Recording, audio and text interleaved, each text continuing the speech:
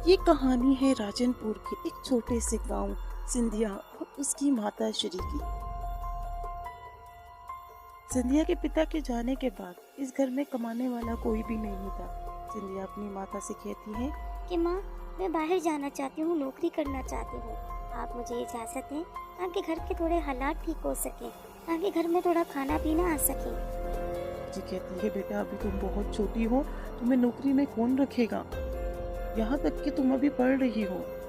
सिंधिया नहीं माँ, मैं बाहर जाके नौकरी ढूंढूंगी। एक दफ़ा ढूंढ के देखूंगी कि मुझे शायद कोई ना कोई छोटा मोटा काम मिल ही जाए। ठीक है माँ, मैं जाती हूँ। सिंधिया यहाँ पे हर जगह अपनी नौकरी की तलाश करने जाती है। तरह तरह के लोगों को कहती है कि कोई काम है तो मुझे दो। वो एक सब्जी वाले के ठेले के पास आती है और कहती है कि कोई काम है तो भैया मुझे दे दो, तो वो भी इनकार कर देता है। फिर उसके बाद संध्या जाती है एक फ्रूट वाले के ठेले पर। वहाँ कहती ये क्या भाई, मेरे लिए कोई काम है तो आप मुझे दे दो, ताकि मैं थोड़ा बहुत काम कर सकूँ और कमा सकूँ। संध्या को वो भी मना कर देता है और कहता है कि तुम्हारे लिए यहाँ कोई काम नहीं, तुम बहुत छोटी हो। इसके बाद सिंधिया एक कॉलर चली जाती है। वहाँ जाती है, कहती है दीदी क्या मुझे कोई छोटा मोटा काम मिल सकता है? वो कॉलर वाली कहती है बेटा तुम अभी बहुत छोटी हो, तुम यहाँ पे क्या काम करोगी। सिंधिया कहती है दीदी, मैं छोटा मोटा सफाई का काम कर सकती हूँ। आप मुझे काम दीजिए, मैं करूँगी। कहती है ठीक है, मैं तुम्हें एक छोटा मोटा काम दूंगी और तुम अभी बहुत छोटी हो, तो तुम बहुत जल्द पॉलर का काम भी सीख जाओगी। मैं तुम्हें साथ साथ पॉलर का काम भी सिखाऊंगी। यहाँ पे संध्या को पॉलर का काम भी सिखाया जा रहा होता है। दीदी जो होती है वो संध्या के पॉलर के काम से बहुत खुश होती है। संध्या को बहुत अच्छे तरीके से पॉलर का काम आ जाता है और यहाँ पे जो दीदी है वो उसकी पगार भी बढ़ा देती है और उसको पहली तनख्वाह देती है। उसके बाद यहाँ पे संध्या का मामू आता है और कहता है कि दीदी, संध्या अब बड़ी हो चुकी है, क्यों ना हम इसकी शादी करवा दें। चलो, मैं तुम्हारे लिए एक रिश्ता लेके आया हूँ सिंधिया का। बहुत ही अच्छा लड़का है, अच्छा कमाता है, अच्छे घर के लोग हैं, अच्छे खाते पीते हैं। अगर तुम्हारी इजाजत हो तो मैं वहाँ बात करूँ और मैं सिंधिया का रिश्ता पक्का कर दूँ। उसके बाद फिर मैं तुम्हें बताऊंगा कि तुम्हें क्या करना है। इससे तुम्हारा बोझ भी हल्का हो जाएगा और घर के अखराजात भी कम हो जाएंगे। सिंधिया की अभी ये उम्र नहीं है कमाने की। ठीक है। ठीक है भैया, मैं सिंधिया से बात करूंगी और मैं ये कहूंगी कि अगर वो शादी के लिए इनकार कर दे तो मैं आपसे क्षमा चाहती हूँ। ठीक है, लेकिन मैं फिर भी उससे बात करूंगी और कहूंगी कि शादी के लिए राजी हो जाए। यहाँ सिंधिया की माँ सिंधिया से शादी के लिए बात करती है और कहती है कि तुम्हारे दूर दराज के मामूजात तुम्हारे लिए रिश्ता लेकर आए थे, अब तुम मुझसे शादी करोगी या नहीं करोगी। वो लड़का बहुत अच्छा है, तुम्हारे मामू बता रहे थे, अच्छा खाता पीता और पढ़ा लिखा लड़का है। संध्या की शादी हो चुकी है और सब घर वाले बहुत ज्यादा खुश थे। संध्या की माँ रो रही थी इसकी विदाई पे। संध्या अपने ससुराल आ चुकी है। संध्या का पति बहुत ही अच्छा था रमेश, और वो उसका बहुत ज्यादा ख्याल रखता था। लेकिन आस्ते आस्ते जैसे जैसे दिन गुजरते गए रमेश की असलियत सामने आती रही। वो संध्या को बहुत मारता था, यहाँ तक कि उसको खाना भी नहीं देता था। संध्या बहुत खुश थी क्योंकि वो गर्भवती थी। संध्या रमेश से कह रही थी कि मैं माँ बनने वाली हूँ।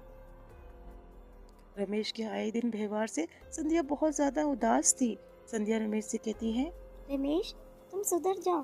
तुम क्यों इतनी शराब पी के आते हो? देखो, अब तो तुम पिता बनने वाले हो, अब तो थोड़ा ख्याल रख दो। रमेश कहता है नहीं, तुम यहाँ से चली जाओ। मैं क्या करूँ, ये मेरी आदत है। लेकिन मुझे तो ये बताया गया था कि तुम तो बहुत अच्छे हो, तुम तो कोई भी ऐसे बुरा काम नहीं करते, लेकिन तुम शराब पीते हो। ये चीज़ बहुत गलत है। मैं अपनी माँ से कहूँगी, मैं घर छोड़ के जा रही हूँ, मुझे तुम्हारे साथ नहीं रहना है। संध्या जो है वो अपने घर वापस आ जाती है और अपनी माँ को सारी बातें बताती है और कहती है कि माँ, मैं पेट से हूँ और रमेश की इन हालात की वजह से मैं उसके साथ नहीं रह सकती। वो मुझे मारता है और खाने को भी कुछ नहीं देता है। संध्या की माँ संध्या से कहती है अब तुम उस राक्षस के पास नहीं जाओगी, वो बहुत ही खराब है, मुझे नहीं पता था कि वो ऐसे निकलेगा। तुम बिल्कुल नहीं घबराओ, मैं तुम्हारे साथ हूँ बेटा। संध्या माँ से कहती है कि माँ, मैं फिर से पॉलर का काम शुरू, क्योंकि मैं पेट से हूँ और मैं अपने बच्चे का आने वाला मुस्तकबिल ख़राब नहीं कर सकती। माँ, मैं फिर से घर पे ही पॉलर खोलूँगी। अगर आपकी इजाज़त हो तो मैं घर में पार्लर खोल लूँ और घर में पार्लर का काम शुरू कर दूँ। मेरे काम से लोग बहुत ज़्यादा खुश होंगे। फिर हमारे पास थोड़े पैसे भी आ जाएँगे और हम लोग कमा भी लेंगे कुछ ना कुछ। बेटा तुम इस हालत में कैसे काम करोगी? मैं तो बिल्कुल भी इजाज़त नहीं देती कि तुम इस हालत में कोई काम करो।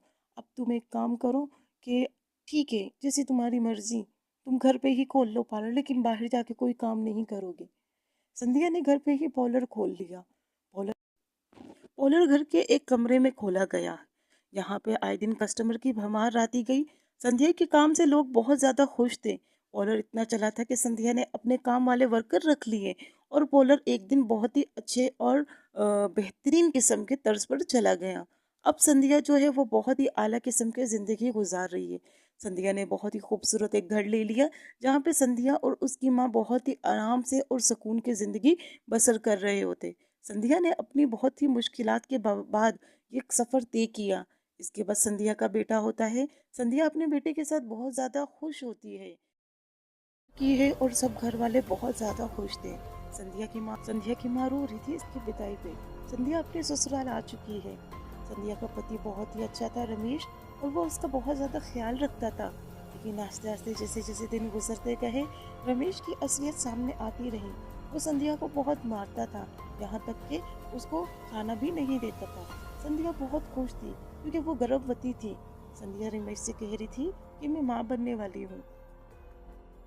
रमेश के आए दिन व्यवहार से संध्या बहुत ज्यादा उदास थी। संध्या रमेश से कहती है, रमेश, तुम सुधर जाओ। तुम क्यों इतनी शराब पी के आते हो?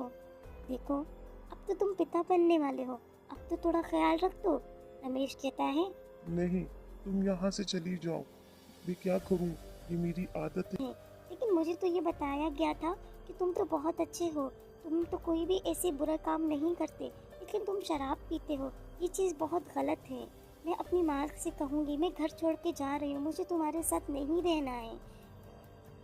संध्या जो है वो अपने घर वापस आ जाती है और अपनी माँ को सारी बातें बताती है और कहती है कि माँ, मैं पेट से हूँ और रमेश की इन हालात की वजह से मैं उसके साथ नहीं रह सकती।